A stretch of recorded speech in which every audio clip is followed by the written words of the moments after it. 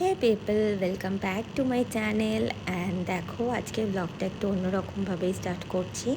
So আমি ড্রেসগুলো বার করে রাখছি যাতে রেডি হতে কোনোভাবে লেট না হয়। অ্যান্ড আজকে আমি আর বোন দুজনে একটু বেরোবো, আমার একটু অফিসের কাজ আছে। সো আমি সমস্ত জিনিসপত্র রেডি করে রাখছি, মেকআপের জিনিসপত্রগুলো বার করে রাখছি যাতে স্নান করে এসে ফটাফট মেকআপ করেই বেরিয়ে যেতে পারি। বিকজ এসে আমাদের রাত্রেবেলা আবার 9টা থেকে অফিস আছে দুজনেরই। সো তাই জন্য আমরা কোনো রকমভাবে ডিলেমা করতে পারবো না। তো যেহেতু আমি দিনের বেলা বেরোচ্ছি, মানে অলমোস্ট 2টো বাজে এখন, তো এখন আমি বেরোবো, তো তাই জন্য আমি তাড়াতাড়ি করে দুজনে মিলে রেডি হয়ে নিলাম। অ্যান্ড দেখো, আজকে আমরা দুজন টিউনিং করে ড্রেস পরেছি। অ্যান্ড আমাদেরকে কেমন লাগছে অবভিয়াসলি তোমরা জানিও। অ্যান্ড এখন আমরা একটু ফিট চেক করে নিচ্ছি। সো দেখো, আমরা দুজন এরমভাবে, আমি ব্ল্যাকটা পরেছি আর মাল্টি কালারটা পরেছে। সো আমরা কিন্তু ছোটোবেলা থেকে এরকমভাবে সেম ড্রেস পরি। মানে আমার দিদি যে আছেন, বড়দি জেঠুর মেয়ে, ও কিন্তু আগে মানে ছোটোবেলায় ওর জন্য যে জামাটা কেনা হতো তার থেকে সেই সেম জামাটা আমার জন্য এক সাইজ ছোটো বা 2 সাইজ ছোটো কেনা হতো। তো এখন তো সবাই বড় হয়ে গেছে, আমরা অনেক বছর কিন্তু একরকম জামা পরেছি। ইভেন আমি আর বোন কিন্তু এখন একরকম জামা অনেক অকেশানেই পরে থাকি। বাট সবার সাথে এখন আর সেরকমভাবে হয় না একসাথে কেনাকাটা করা বা সব ভাই বোনের সাথে একসাথে টিউনিং করে পরা। কারণ বড় দিদির তো বিয়ে হয়ে গেছে, ও এখন পুরো সেপারেটই হয়ে গেছে, নিজের লাইফে খুবই বিজি হয়ে গেছে। সো ওর সঙ্গে আর অতটা কন্ট্যাক্ট করা সম্ভব হয় না।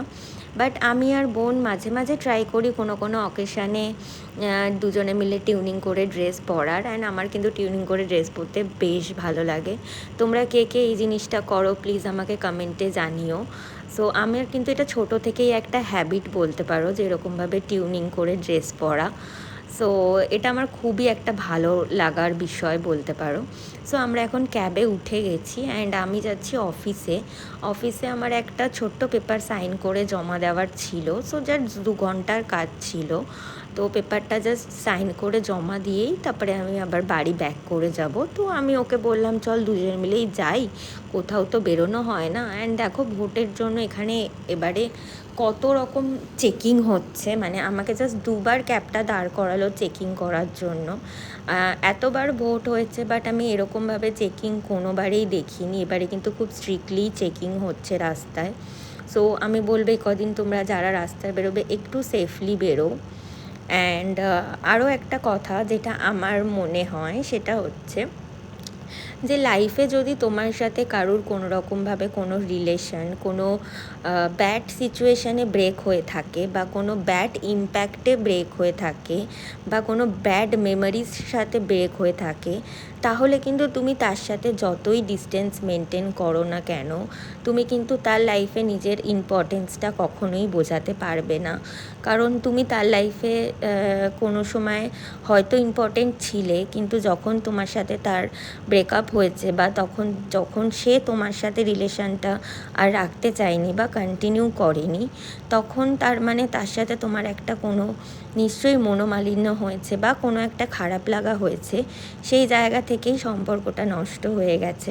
তো দূরত্ব বাড়িয়ে কিন্তু নিজের গুরুত্ব কখনোই বোঝানো যায় না, যদি কোনো সম্পর্ক খারাপ জায়গা থেকে ভেঙে গিয়ে থাকে। তো দেখো, আমরা অলমোস্ট আমার অফিসের কাজ শেষ হয়ে গেছে অ্যান্ড আমরা বেরিয়ে পড়েছি। অ্যান্ড অলমোস্ট সন্ধে হয়েও গেছে অ্যান্ড আমরা 6টার মধ্যে অলমোস্ট বাড়ি ঢুকেও গেছি। অ্যান্ড রাস্তাটা এই সময় অলমোস্ট ফাঁকাই ছিল, খুব একটা বেশি জ্যাম ছিল না। বেরিয়ে আমরা ভেবেছিলাম কোথাও একটা যাব যদি হাতে টাইম থাকে, বাট আমাদের হাতে একদমই টাইম ছিল না। তো ভাবলাম বাড়ি গিয়ে একটু রেস্ট করে দেন আবার অফিসও করতে হবে।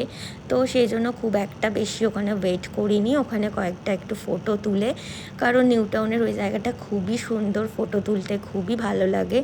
সো সেই জন্য ওখানে কয়েকটা ফটো সেশন করে আমরা বাড়ি চলে এসেছি। তো that's it for today's blog. Bye, take care, love you and follow me for more blogs. So আজকে আমাদের দুজনের ড্রেসটা তোমাদের কেমন লাগলো সেটা কিন্তু অবশ্যই কমেন্ট সেকশানে জানিও। অ্যান্ড তোমাদের যদি এই ড্রেসটার লিঙ্ক লাগে আমাকে কিন্তু অবশ্যই কমেন্টে জানিও, আমি তোমাদেরকে লিঙ্কটা দিয়ে দেবো। So that's it for today's blog. Take care, love you, by.